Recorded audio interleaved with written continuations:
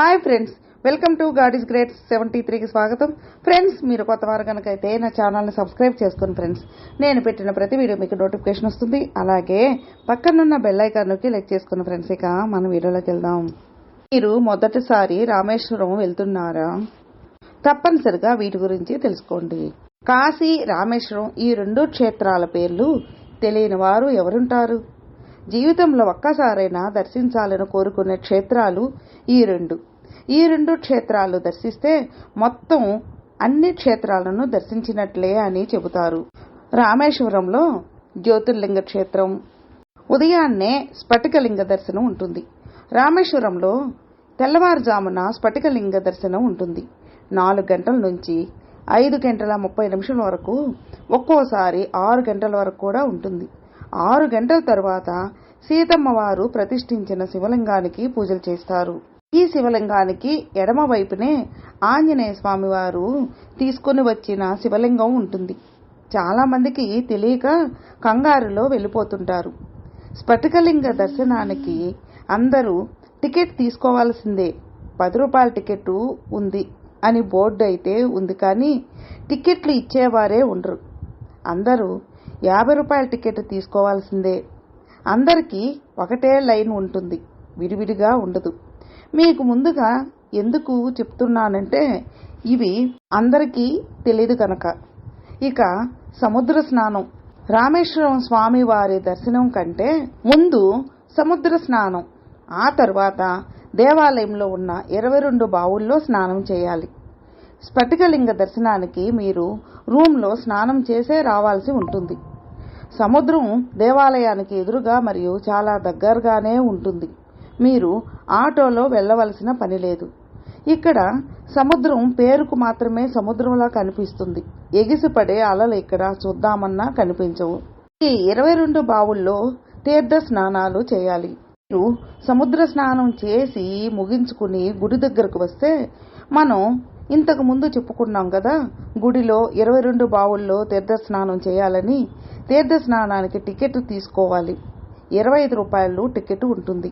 ఇక్కడ ప్రత్యేకంగా కొందరు బకెట్లు పట్టుకుని ఉంటారు. మనతో బేరమాడడానికి దేనికి బేరం అనేగా. మీరు మామూలుగా వెళ్తే ఓ 10 మందికి కలిపి నూతిలోంచి ఒక బకెట్ నీళ్లు అందరి మీద పడేలా చల్లుతారు. అదే వీరితో మాట్లాడుకుని వెళ్తే మనకు ప్రత్యేకంగా ఒక్కొక్కరికి ఒక్కో నూతి దగ్గర ఒక బకెట్ నీళ్లు పోస్తారు. ఒక్కొక్కరికి 100 రూపాయల వరకు ఛార్జ్ చేస్తారు. ఒక్కసారి 150 రూపాయలు అడిగినా అడగవచ్చు. పైగా మన చేతే టికెట్ విడిగా కొనిపిస్తారు కూడా. ఈ బావులలో స్నానం చెయ్యడం మనం జీవితంలో మర్చిపోలేం. ఒక్కో బావిలో నీరు ఒక్కో రుచిని కలిగి ఉంటుంది. మీరే చూస్తారుగా వెళ్ళినప్పుడు. స్నానాలు జాగ్రత్తలుగా చేయాలి. రామేశ్వరంలో దొంగతనాలు తక్కువే అని చెప్పాలి. అయినా కూడా మన జాగ్రత్తలో మనం ఉండాలి. మీరు సెల్ ఫోన్స్ స్నానం చేసేటప్పుడు తీసుకుని రాకండి. చాలామంది మరొక జత బట్టలు కూడా తెచ్చుకుని గుడిలోనే మార్చుకుని దర్శనానికి వెళ్దామనుకుంటారు. కానీ 22 బావుల దగ్గరకు మనం వెళ్తాం కదా, మన బ్యాగులు చూడ్డానికి లేదా మనమే ముయ్యడం కష్టం.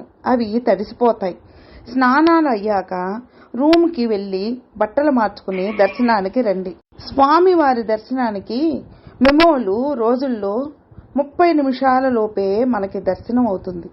టికెట్ ఏమీ ఉండదు. ప్రత్యేకంగా పూజలు చేయించదలుచుకుంటే 1500 రూపాయల వరకు ఛార్జ్ చేస్తారు. వారికి ప్రత్యేక దర్శనం ఉంటుంది. స్వామివారి దర్శనం తర్వాత అమ్మవారికి దర్శనానికి వెళ్తారు. అమ్మవారికి ప్రత్యేక సన్నిధి కలదు. ఈ ఆలయం చాలా పెద్దది. తమిళనాడు ఆలయాల కోసం ప్రత్యేకంగా చెప్పేది ఏముంటుంది? మనల్ని కట్టి పడేస్తాయి. తిరుపతిని దృష్టిలో పెట్టుకుని ఆలయానికి వెళ్ళకండి. తమిళనాడులో 12 గంటల నుండి 4 గంటల వరకు గుడి మూసివేస్తారు. మరియు రాత్రి 8 గంటలు దాటితే దర్శనాలు ఉండవు. రామేశ్వరంలో చాలా చక్కని దర్శనాలు మీకు అవుతాయి. ఉదయం టైము 5 గంటల, తెల్లవారుజామున 5 గంటల నుండి మధ్యాహ్నం 1 గంట వరకు ఉంటుంది. ఇంకా బ్రేక్లో 12 గంటల నుండి మధ్యాహ్నం 4 గంటల వరకు ఉంటుంది. ఇంకా సాయంత్రం 4 గంటల నుండి రాత్రి 8 గంటల వరకు ఉంటుంది. రామాయణ కాలం నాటి ఆధారాలు, అప్పుడు జరిగిన ఘట్టాలకు రామేశ్వరమే సాక్ష్యం. హనుమంతుడు రాముల వారికి సీతమ్మ వారి ఆభరణాలు చూపించిన ప్రదేశం ఇక్కడే ఉంది. అబ్దుల్ కలాం గారి హౌస్ కూడా రామేశ్వరంలోనే ఉంది.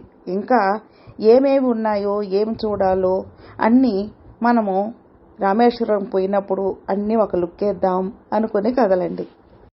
ఒకప్పుడు రైల్వే లైన్ ధనుష్కోటి వరకు ఉండేది. అయితే 1964 సంవత్సరంలో సంభవించిన తుఫాన్లో రైల్వే లైన్ కొట్టుకుపోయింది. రైల్వే లైన్ కొట్టుకుపోకుంటే అంటే దగ్గరలో ఉన్న జనం, వారి ఇళ్ళు, గుడిసెలు ఏమై ఉంటాయో ఊహించవచ్చు. అప్పటి చేదు జ్ఞాపకాలను గుర్తు చేస్తూ పడిపోయిన, శిథిలమైపోయిన గృహాలను మనం చూడవచ్చు. కాశీ రామేశ్వరం యాత్రలో భాగంగా పూర్వం ధనుష్కోటి వద్ద ఉన్న ఇసుకనే కాశీలో గంగలో కలపడానికి తీసుకుని వెళ్లేవారు. ఈ ధనుష్కోటి వద్దే అరేబియా సముద్రం, బంగాళాఖాతం కలుస్తాయి. ఇక్కడ వెళ్లాలంటే ఆలయం నుంచి బస్సులు ధనుష్కోటి వరకు ఉంటాయి. అక్కడి నుంచి వ్యాన్ల ద్వారా, జీపుల ద్వారా చేరుకోవాలి. సుమారు 8 కిలోమీటర్ల పైనే లోపలికి వెళ్ళాలి. ఇక్కడి నుంచే శ్రీలంక కనిపిస్తుంది. రాముల వారు కట్టిన వారధి ఇక్కడ సముద్రంలోనే ఉంది. ప్రస్తుతం ధనుష్కోటి వరకు రోడ్డు వేస్తున్నారు. రామేశ్వరంలో రూమ్స్కి మీకు ఎటువంటి ఇబ్బంది ఉండదు. మీరు రైల్వే స్టేషన్ నుంచి బస్సులో వస్తే టెంపుల్ దగ్గరికి తీసుకొని వస్తారు. టెంపుల్కి దగ్గరలో చాలానే రూమ్స్ ఉన్నాయి. మీకు కనిపిస్తున్న ఆలయానికి ఎడమ వైపునే ఉంది. బస్సు ఇక్కడికి దగ్గరలోనే ఆగుతుంది. ఎవరికి తగ్గట్టు వాళ్లకు వీలుగా సత్రాలు కూడా ఉన్నాయి. శ్రీ రామానుజానేయ సత్రం రూమ్స్ మాత్రం ఫ్రీ కాదండోయ్. 2 సింగిల్ రూమ్స్ ఉంటాయి. మీకు తగ్గట్టుగా 250 రూపాయల నుంచి 3000, 4000 దాకా ఉంటాయి. రూమ్స్ బాగుంటాయి. కాశీలో లాగా ఇక్కడ ఉచిత భోజనాలు, పలహారాలు పెట్టరు. ఆలయానికి దగ్గరలోనే మరియు ఆలయం వెనకాల హోటల్స్ ఉన్నాయి. భోజనాలు బాగానే ఉంటాయి. ఇక్కడ వారికి తమిళనాడులో ఇడ్లీలు తినడం కష్టం. రామేశ్వరంలో ఉన్న తెలుగు సత్రం కరివెన్న సత్రం. ఈ సత్రం ఆలయం నుంచి సముద్రానికి వెళ్లే దారిలో ఎడమ వైపున ఉంటుంది. ఆలయం నుంచి చాలా దగ్గరలోనే ఉంటుంది. రామేశ్వరం ఆలయం వారు ఆన్లైన్లో రూమ్స్ బుక్ చేసుకునే సదుపాయాన్ని కల్పించారు. ఫ్రెండ్స్, మీకు ఈ వీడియో నచ్చితే లైక్ చేయండి, మీ ఫ్రెండ్స్కు షేర్ చేయండి. సబ్స్క్రైబ్ చేసుకున్నట్లయితే ప్లీజ్ సబ్స్క్రైబ్ చేసుకోండి. నేను పెట్టిన ప్రతి వీడియో మీకు నోటిఫికేషన్ వస్తుంది. అలాగే మీ అభిప్రాయాన్ని కామెంట్లో మెసేజ్ చేయండి. ఓం నమః శివాయ నమః.